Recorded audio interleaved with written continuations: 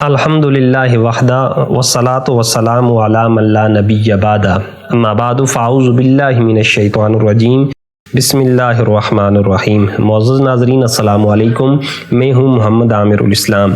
غزوہ خندق اسلام کا وہ مشہور معرکہ ہے کہ جس میں مسلمانوں کی تعداد صرف 3000 تھی، جبکہ اس کے مقابلے میں جو کفار تھے ان کی تعداد بعض روایات کے مطابق 25000 سے زائد تھی، اور مسلمانوں نے اس جنگ میں مدینہ شریف کے اندر رہ کے مدینے کا دفاع کیا تھا، اور مسلمانوں نے اپنے دفاع کے لیے ایک خندق کھود لی تھی تاکہ کفار اس خندق کو عبور نہ کر سکیں۔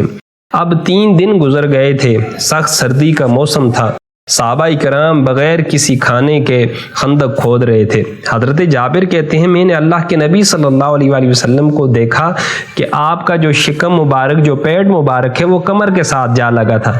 حضور پاک صلی اللہ علیہ وآلہ وسلم نے اپنے پیٹ کے اوپر 2 پتھر باندھے ہوئے تھے، تو میں نے اللہ کے نبی صلی اللہ علیہ وآلہ وسلم سے اجازت لی، یا رسول اللہ مجھے اجازت دیں، میں اپنے گھر سے ہو کے آتا ہوں۔ آپ فرماتے ہیں میں اپنے گھر میں چلا گیا۔ اب اسی دوران جب اس خندق کی کھدائی ہو رہی تھی، صحابہ اکرام بڑے جوش اور ولولے کے ساتھ اس خندق کو کھود رہے تھے، تو ایک چٹان ایسی آ گئی کہ جو صحابہ اکرام رضوان اللہ تعالی علیہم اجمعین سے کسی صورت میں نہیں ٹوٹ رہی تھی۔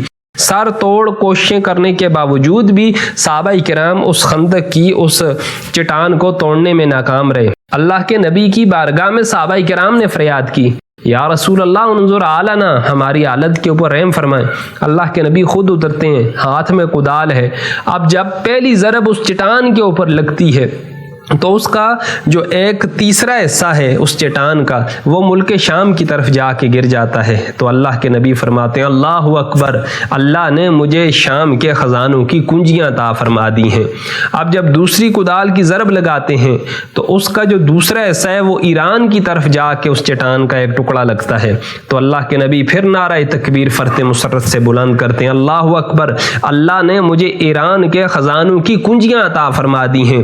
جب تیسری ضرب لگاتے ہیں وہ چٹان پاش پاش اور ٹکڑے ٹکڑے ہو جاتی ہے، اور اس کا ایک ٹکڑا ملک یمن کی طرف جا کے لگتا ہے۔ تو اللہ کے نبی پھر نعرہ تکبیر بلند کرتے ہیں اور کہتے ہیں اللہ اکبر، اللہ نے مجھے ملک یمن کے جو خزانے ہیں ان کی کنجیاں بھی عطا فرما دی ہیں۔ اسی اثناء میں حضرت جابر حضور پاک صلی اللہ علیہ وآلہ وسلم سے اجازت لے کے گھر تشریف لاتے ہیں، اپنی زوجہ سے پوچھتے ہیں کہ حضور پاک نے اور ہم نے اور سارے صحابہ نے اور سارے لشکر نے 3 دن سے کچھ نہیں کھایا، تو کیا گھر میں کوئی کھانے کی چیز موجود ہے؟ تو وہ جو پاک بیوی تھی وہ فرماتی ہیں اور تو کچھ نہیں ہے، ایک بکری کا چھوٹا سا بچہ ہمارے گھر میں موجود ہے، اور اس کے علاوہ 1 سا جو ہیں جو ہم نے گھر میں رکھے ہوئے ہیں۔ تو آپ فرماتے ہیں جلدی سے ان جوؤں کو پیس لو، اور حضرت جابر چھری لیتے ہیں، اس بچے کو جو کہ بکری کا ہے ذبح کر لیتے ہیں۔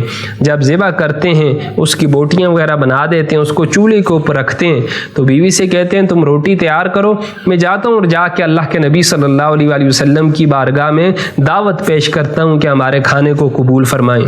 حضرت جابر جا کے اللہ کے نبی صلی اللہ علیہ وآلہ وسلم کی بارگاہ میں عرض کرتے ہیں یا رسول اللہ اس طرح کریں، میں نے ایک دعوت کی ہے، آپ خود تشریف لے آئیں اور ساتھ 1-2 صحابہ کرام کو آپ لے آئیں اور میرے کھانے کی دعوت کو قبول فرمائیں۔ حضرت جابر کہتے ہیں میرا دل یہ کر رہا تھا کہ میں صرف حضور پاک صلی اللہ علیہ وآلہ وسلم کو اپنے ساتھ لے جاؤں تاکہ حضور پاک صلی اللہ علیہ وآلہ وسلم شکم سیر ہو کے وہ کھانا تناول فرما لیں۔ ساتھ 1-2 صحابہ کا میں نے ویسے ہی اوپر سے کہہ دیا، تو اللہ کے نبی صلی اللہ علیہ وآلہ وسلم نے منادی کرا دی، چلو لشکریو چلو۔ حضرت جابر رضی اللہ تعالیٰ عنہ نے تمام لشکر کی دعوت کا اہتمام فرمایا۔ حضرت جابر اب دل میں شرمندہ بھی ہیں کہ کہاں ایک بکری کا چھوٹا سا بچہ، کہاں 1 سا جو، کتنی روٹیاں ہوں گی، کتنا سالن ہوگا، اور یہ پورے کا پورا لشکر جو ہے وہ کھانے کے لیے میں اپنے گھر میں لے کے جا رہا ہوں۔ اب حضور پاک صلی اللہ علیہ وآلہ وسلم لشکر سے تھوڑا سا پہلے تشریف لے جاتے ہیں۔ حضرت جابر کو کہتے ہیں کہ آپ نے وہ جو ہنڈیا چولہے کے اوپر پک رہی ہے اس کو نیچے نہیں اتارنا، اور وہ جو آٹا ہے ابھی اس کی روٹیاں پکانی شروع نہیں کرنی۔ حضور پاک خود تشریف لے جاتے ہیں۔ اس سالن میں حضور پاک صلی اللہ علیہ وآلہ وسلم اپنے منہ سے لعاب دان نکال کے اس سالن کی ہنڈیاں میں ڈال دیتے ہیں، پھر اس آٹے میں بھی اپنا لعاب دان ڈالتے ہیں اور اللہ کے حضور برکت کی دعا فرماتے ہیں۔ حضرت جابر رضی اللہ تعالیٰ عنہ فرماتے ہیں رب کعبہ کی قسم 1000 صحابہ کرام اس وقت میرے گھر کے اندر موجود تھے، سب نے شکم سے رو کے کھایا، ہم گھر والوں نے بھی کھایا، آقا علیہ الصلوۃ والسلام نے بھی کھانا تناول فرمایا، لیکن اس کے بعد بھی وہ کھانا اسی طرح بچ گیا۔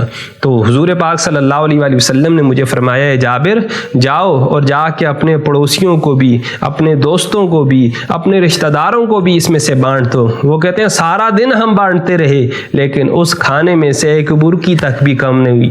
یہ آقا علیہ الصلوۃ والسلام کی عطا ہے، یہ اللہ رب العزت نے ان کو معجزہ عطا فرمایا ہے کہ اس تھوڑے سے کھانے میں سے 1000 بندہ بھی کھا جائے لیکن پھر بھی اس کھانے کے اندر کوئی کمی نہ ہو کہ جتنا دیا سرکار نے مجھ کو اتنی میری اوقات نہیں، اور یہ تو کرم ہے ان کا، ورنہ مجھ میں تو ایسی بات نہیں۔ اللہ رب العزت حضور پاک صلی اللہ علیہ وآلہ وسلم کی تعلیمات پر تمام مسلمانوں کو کاربند رہنے کی توفیق عطا فرمائے۔